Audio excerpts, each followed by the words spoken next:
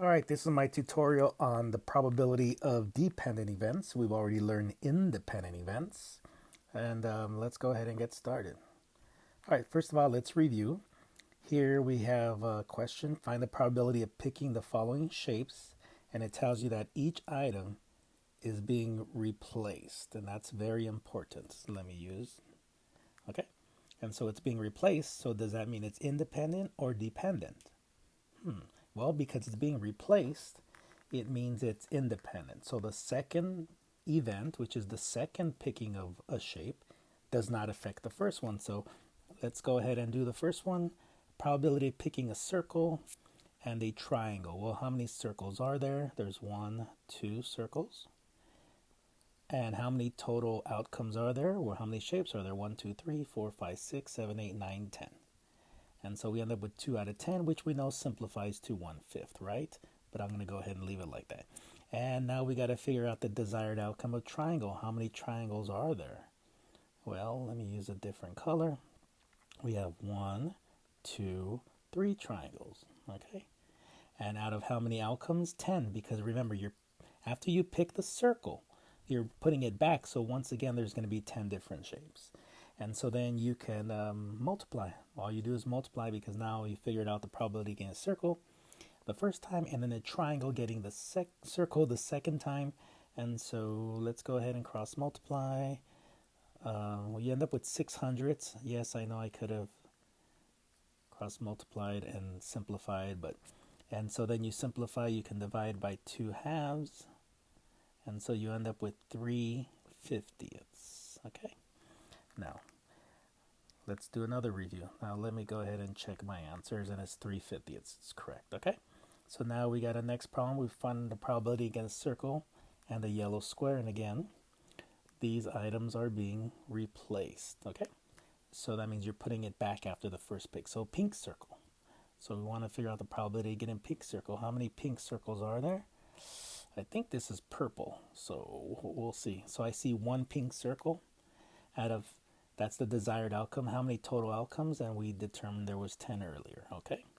Now let's figure out the probability of getting a yellow square. How many yellow squares are there? Well, there's only 1. And that's the desired outcome of 1 yellow circle out of how many? 10. And then you just multiply across and you end up with 1/100th. So the probability of getting a pink circle, putting it back, and then getting yellow circle is 1 out of 100. All right. Let me see if I'm correct, and yes, I am. Okay. Next review. Again, we're replacing. Let me use blue this time. And this time we want to figure out the probability in a blue shape the first time, and then a green star the second one. So blue shape. Well, how many blue shapes are there? There are 2. That's the desired outcome. Out of how many shapes? We already figured out there are 10.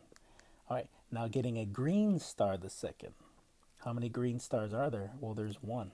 Out of how many? 10. And then you multiply, and I'm going to do it here on the side.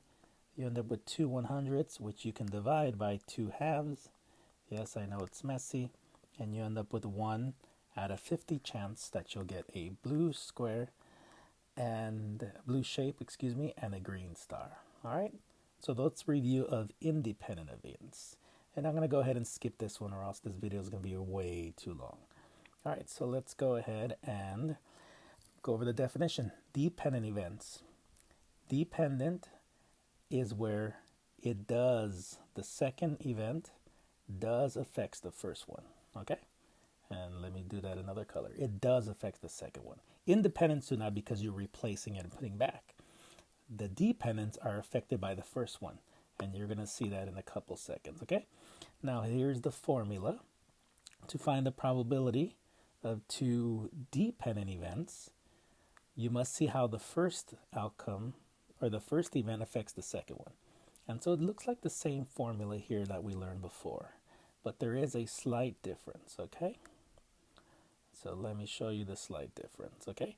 You want to make sure that the probability event B is going to be affected by the probability of event A, and that's important on the dependent events, okay? Because the second pick, let's say you're picking marbles, is going to be affected by the first pick, and I'll show you examples in a couple seconds. And then here's a different formula, and you see that line here in between. Oops. You see that line in between here? That just means that it's the probability event B given event A. In other words, the probability of V after event A, or how it's affected. Same thing as this other definition up here, okay? All right, let's go ahead and get started. All right.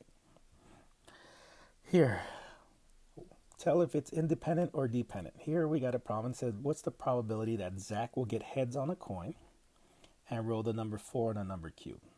Okay, now, does the 4 on the number cube, is it affected by the coin roll?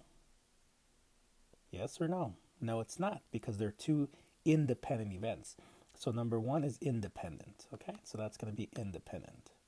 Number 2, a student chooses a blue cube from a bag, and then he chooses another blue cube from the bag without replacing the first one. So the second pick of picking a cube, he does not replace it. And so that's going to determine that's independent, because the second event of picking out another cube is affected by the first one because you are not replacing it. All right, and that's what we're going to discuss today. And those are the answers. All right, here we go. The first problem we're going to work on here. The following counters are picked without being replaced. That's important. Keyword. What is the probability of getting a pink and then the first pick and a green the second one? So let's figure out the probability of getting a pink the first one, okay? How many greens are there? There are 2. And that's the desired event. Out of how many marbles or counters? 1, 2, 3, 4, 5, 6, 7, 8, 9. So 2 out of 9 are pink, okay? Now, the second time, this pink one is gone because we already picked the pink one, right? It is not there anymore. So now how many are there? There's going to be 8 counters because it is not being replaced. So now there are 8 counters because that pink one is gone. And so how many of those remaining 8 are green? So we got 1, 2, 3. So we got 3 of them are green. All right, do you see the difference? Now we're going to cross multiply. I'm going to go ahead and simplify this. This ends up being 1 because the 2 goes into 8 4 times. And so then the 3 goes into 9 3 times. And so you multiply your numerators and you end up with 1/12. So the probability of getting a pink the first time, not replacing a green, getting a green the second time, is 1 out of 12 chance. All right. And so there you go, 1/12. All right, next one, same problem, but this time, again, we are not replacing. We are not replacing. And so what's the probability of getting a pink the first time, not replacing it, and getting a pink the second time? So how many pinks are there? Well, there are 2 pinks the first time out of how many again? 1, 2, 3, 4, 5, 6, 7, 8, 9. Now, we picked a pink the first time, and now one of the pinks is gone, right? So this pink is gone. So how many counters does that leave us with? 8. And how many of the remaining ones are pink? Well, since we already picked the pink one, originally there was 2, now there's only 1 of them. All right, because you did not replace it. And so now you cross multiply. I'm going to go ahead and just cross multiply this time. You end up with 2 70-seconds, and you can divide by 2 halves. And so you end up with 1/36. So 1 in 36 chance that you pick a pink one the first time. Do not replace it and pick a pink the second time. So 1/36. All right, number 3. What is the probability of picking a yellow and then a yellow the second time? Again, we are not replacing it. So let's do this one a little bit faster. So how many of them are yellow? The first pick, 1 of them. Out of how many? 1, 2, 3, 4, 5, 6, 7, 8, 9. Okay. Now, the yellow, this one's gone because we already picked it, correct? Now, the second pick, and I'll use a different color, is yellow. How many are yellow of the remaining ones? Well, none of them. So none out of the 9 are yellow. I'm sorry, none out of the 8 are yellow because remember, we got rid of 1, correct? And so then you multiply, 0 times 1 is 0, 9 times 8 is 72, you multiply your numbers, and that ends up with a probability of 0. It's impossible. When you really think about it, it's impossible to get a yellow the first time and then a yellow the second time because there's only one of them. All right. All right. So let's go ahead and show the answer here. And there you go. Now that's wrong. That should be an 8. 0 out of 8. And you guys heard me say it by accident. My apologies. All right. Here we go. Another one. What is the probability of picking a square and then replacing it and picking a circle? Now you have to be careful. This one is they are replacing it. So is this independent or dependent? These are independent, right? So you're replacing, you're putting it back. So what's the probability of getting a square and then getting a circle? So how many are squares? We got 1, 2, 3, 4 squares. That's the desired outcome. Out of how many shapes? 1, 2, 3, 4, 5, 6, 7, 8, 9 shapes. Now you're replacing, you're putting it back, so that means there's going to be 9 of them again. And how many are circles, which is our desired outcome? The second time is circles. We got 1, 2 circles. And then you cross multiply. You multiply across your numerators and denominator. What's wrong with me? And you end up with 8 out of 81 chance that you're going to pick a square the first time, replace it, and then pick out a circle. And you have to be careful because they try to fool you like I did, whether it's independent or dependent. Okay. I feel like I made a mistake somewhere. Oh, I think I messed up. There were 4 squares and I put 2. Oh well, you guys can see that. Yeah, I did make a mistake. I can't go back. Oh well, my bad.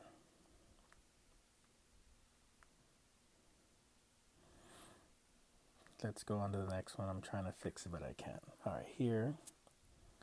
What is the probability of picking a square and not replacing it? And then picking a circle. So probability of getting a square the first time and then a circle the second time. So the squares, how many are there? There's 4. How many total are there? 1, 2, 3, 4, 5, 6, 7, 8, 9. Okay. Now because we are not replacing it, the second pick is affected by the first one. So there's only 8. So if I pick out a square, one of these squares is gone. Right? And so how many of the remaining are circles? 2. And so then you can cross multiply. Multiply. I keep saying cross multiply by accident. My apologies. So I know that 4 times 2, that's on my numerator, that's 8. And this is 8. So you end up with 1 on the numerator and 9. So 1 out of 9 chances that you're going to get a square the first time, not replace it, and get a circle. All right, and let's check my answer. There we go. I got that one right. Because it's not replaced, it is dependent. You can see that the 8 is, there's 8 shapes on the second row. All right, let's go ahead and move on to the next one. All right, what is the probability of picking a blue figure without replacement and picking out a red figure? All right, so hopefully I get this one right.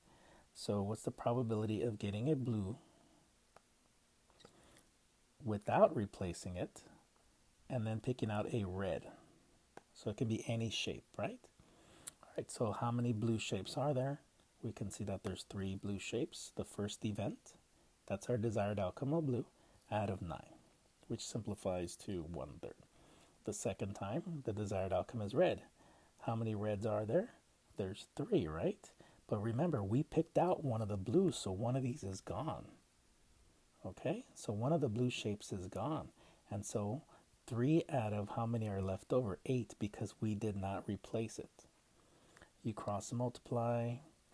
The 3, keep saying cross multiply. What's wrong with me? This is 1/3. You can simplify that. The 3's cancel out.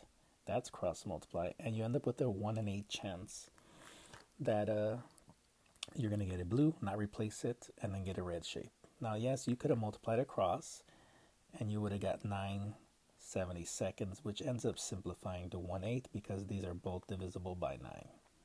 Okay, the numerator and denominator is divisible by 9 9s. Okay, so 1/8, and there you go. All right, How about this? What is the probability of picking a green, not replacing it, and picking out a yellow? So picking out a green and then picking out a yellow. But remember, we are not replacing it, so that makes it independent. I'm sorry, it makes it dependent. The second pick is dependent on the first one. So how many green shapes are there? 3. The first pick, right? That's the desired. Out of how many shapes? We got 1, 2, 3, 4, 5, 6, 7, 8, 9, which ends up being 1/3. I'm going to go ahead and simplify because that really helps you when you are going to be doing today's homework. It makes it easier. You just simplify it. And then the second time, we're going to pick out a yellow. Okay? Now, because we picked out a green one, we picked out 1, there's only going to be 8. What are these? Shapes, marbles, whatever. And one of the green ones is gone, right? And so how many are the desired outcomes of yellow? Well, we only have 1. So 1 out of the 8 remaining. And then you multiply your numerator, you multiply your denominator, and you get a 1 in 24 chance that you pick a green one, do not replace it, and pick out a yellow one. So that's 1 out of 24. And there we go. All right, next one. Oops. Next one, number 2. What is the probability of picking a blue? Putting it back. Try to fool you here. Putting blue, putting it back. Oops, I just showed you the answer by accident. And then picking out a blue again. All right. So the first time, how many are blue? 2. 2 out of how many? 1, 2, 3, 4, 5, 6, 7, 8, 9. So 2 out of 9 are blue. And since you're putting it back, that's going to make them 9 again the second time. And how many are blue again? 2. And then you multiply your numerators and across your denominator, and you cannot simplify it. And again, I showed you the answer by accident. And there you go. That's the answer to that homework problem. All right, number 3. What is the probability of picking a green circle? So we'll put green circle. And then picking out a green circle. Okay. Sorry with my messy writing. And the most important thing is that we are not replacing it. Okay. So how many of them are green circles? 1, 2, 3. So 3 out of how many are green circles the first time? 1, 2, 3, 4, 5, 6, 7, 8, 9. So 3 out of 9, which is 1/3, are green circles. Okay. Now, since we are not replacing it again, that means that there's going to be 8 instead of 9 because we're taking one green circle out. And since I take one green circle out, how many green circles are there left over? Well, there are 2 of them left over. And that ends up being 1/4. Okay, then you multiply your numerators and your denominators, and you end up with a 1 in 12 probability, 1 in 12 chance that you pick out a green circle the first time, do not replace it, and pick out a green circle the second time. And there's the answer. Whew. And then here we go. Just quickly make sure you guys know the difference between independent and dependent events and how are they different. Well, you could say that dependents depend on the first one, the first event. Independent do not affect each other. And how are they different? Well, because they are not replaced, or there's going to be less desired outcomes. Not desired outcomes, total number of outcomes. All right. So those are the homework answers. I know I made a mistake somewhere, but I gave you guys the correct answer, and I'm not going to record this. It already took me 3 opportunities to get this right. All right. If you have any questions, show up and ask me questions during office hours.